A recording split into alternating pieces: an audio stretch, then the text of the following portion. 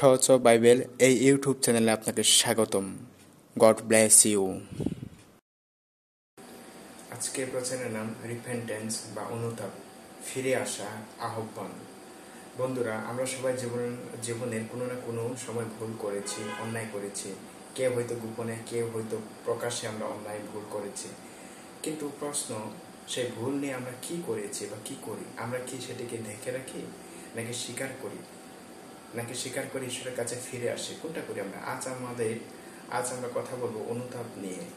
সেটা শুধু দুঃখ প্রকাশ নয়, কারণ এটা একটা নতুন জীবনের অধ্যায়, নতুন জীবনের দিকে ফিরে যাওয়া।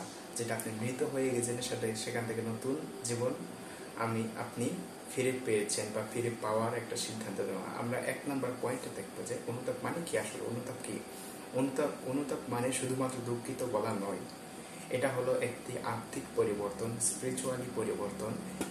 এটা সেই সময় যখন আমরা বুঝি যে আমরা ঈশ্বরের বিরুদ্ধে পাপ করেছি, অন্যায় করেছি, ঈশ্বরের বাক্যের অবাধ্য হয়েছি, এবং হৃদয় থেকে সেই পাপ থেকে ফিরে আসার সিদ্ধান্ত নেওয়া।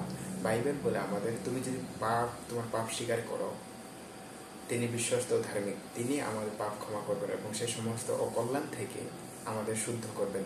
1 যোহন 1:9 এইভাবে লেখা আছে।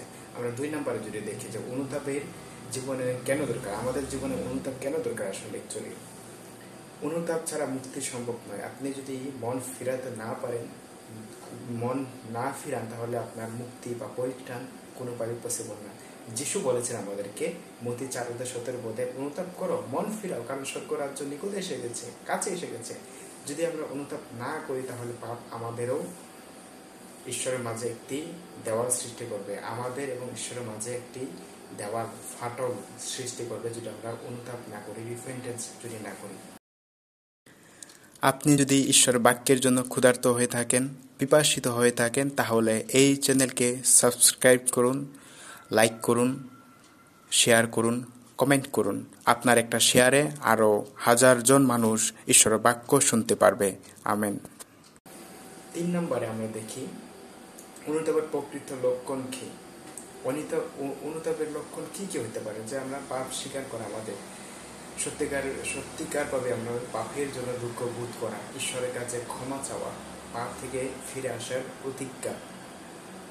আমরা যদি দেখি দাউদ গীত সংহিতা 51 অধ্যায়ে তিনি বলছেন, হে ঈশ্বর, তুমি আমার মধ্যে খাঁটি অন্তর সৃষ্টি করো, আমার মন অস্থির করো না, আমার মনকে স্থির করো। দাউদ এভাবে পাপের ক্ষমা চেয়েছেন এবং রিপেন্টেন্স করেছেন, সে তার অনুতাপ করেছেন। আমরাও সেভাবে করতে পারি। 4 নম্বর পয়েন্ট আমরা যদি অনুতাপের ফল কি বা রিপেন্টেন্স করার ফল কি। আমরা যদি অনুতাপ করতে পারি, আমরা যদি মন ফেরাতে পারি, তাহলে আমরা পাপ ক্ষমা পাবো, আত্মিক শান্তি পাবো, ঈশ্বরের সাথে সম্পর্ক পুনঃস্থাপন হবে, আবার আগের মতো সম্পর্ক ঠিক থাকবে, নতুন জীবনের সূচনা, নতুন জীবনের অধ্যায় আমরা করব। আমরা লূক 15:17 লিখে যে একজন 99 জন ধার্মিক লোকের থেকে যদি একজন পাপে মন ফেরে, তাহলে স্বর্গে সবচেয়ে বেশি আনন্দ হয়। তা আপনি যে পাপ করেন না কেন, আপনি মন ফেরান, আপনি স্বর্গে যাবেন। Amen, hallelujah. 5 নম্বর পয়েন্ট, মানুষ কিভাবে অনুতাপ করবে। নির্জন ঈশ্বরের সামনে চাইতে হবে, হৃদয়ের গভীর থেকে তার কাছে কথা বলতে হবে, আপনার ভুল স্বীকার করতে হবে, ক্ষমা চাইতে হবে এবং নতুন পথে চলার সিদ্ধান্ত নিয়ে প্রতিদিন প্রার্থনা ও বাইবেল পাঠের মাধ্যমে আমরা সেই পথে এগিয়ে যেতে হবে।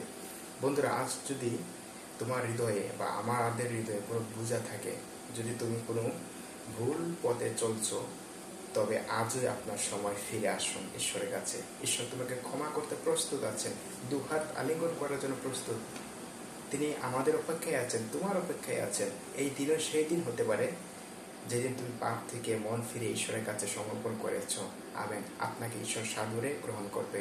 ঈশ্বর প্রতিজ্ঞা, ঈশ্বর অপেক্ষা করে আছেন, আপনার মন ফেরানোর অপেক্ষায় ঈশ্বর আছেন, আপনাকে নিজের সন্তান হিসেবে গ্রহণ করার অপেক্ষায় আছেন।